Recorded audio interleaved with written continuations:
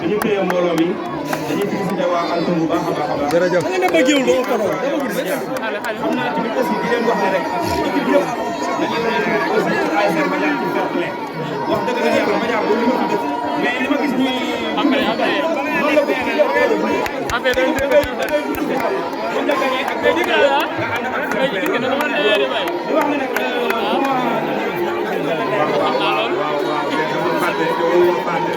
parce que aussi délégation bi ñoom itam maa ngi leen di remercier bu baax a baax ñoom ñëpp foog naa seen présence ci tribune yi c'est remarquable ñu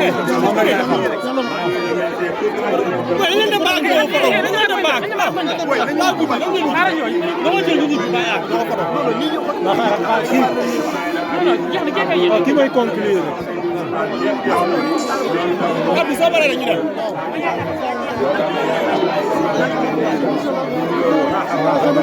baax suñu secrétaire général bi monsieur Moustapha Ndiaye nga xamante ne organisation bi yëpp te kenn ku nekk gis na ne 5e édition lañu wax dañuy ay ndaw ànd bu yàgg ba léegi ñu ñaan yàlla ànd boobu gën a continuer ay ndaw yi sawar di remercier bu baax Mass bi nga xamante ne mooy commission sport ak Abdou Gueye bi nga xamante ne mooy adjoint macha allah ñu def taxawaay bu rafet nga xam ne bu naroon a tayee sax ñun ñoo ñu sawarloo ñu ngi kontaan ci ñoom bu baax a baax waaye di kontaan ci population Mbadiar gépp tey nag ñu doon sargal génn jigéen ci biir jigéeni Mbadiar kenn ku ne xam na ne Mbadiar ñun suñu slogan mooy ay jigéen ñi jàmbaare kenn ku ne gis ne GIE bokku ci boobu Mbadiar li nga xamante ne loolu lay liggéey ci dund wi loolu nag bu ñu ko waxee day wane ne ñoom ay jàmbaar lañ suñu yaay yi ay jàmbaar lañ ñun mën a jur ay yaafus kon ñun dañoo fier ci suñu yaay moo tax chaque année rek ñu tànn si kenn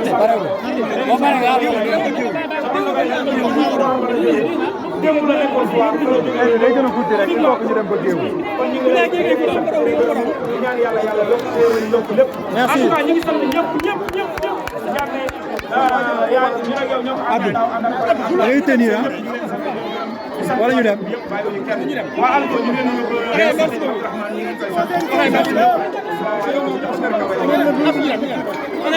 conseil de zone boobu lañ jëm ne conseil de zone merci kontaan nañu jabar nice na gaay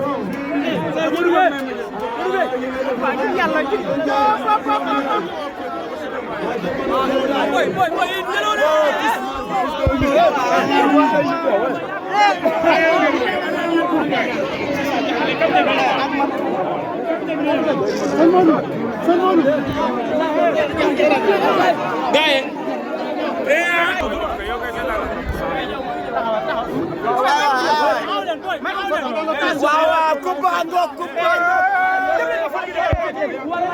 non coupe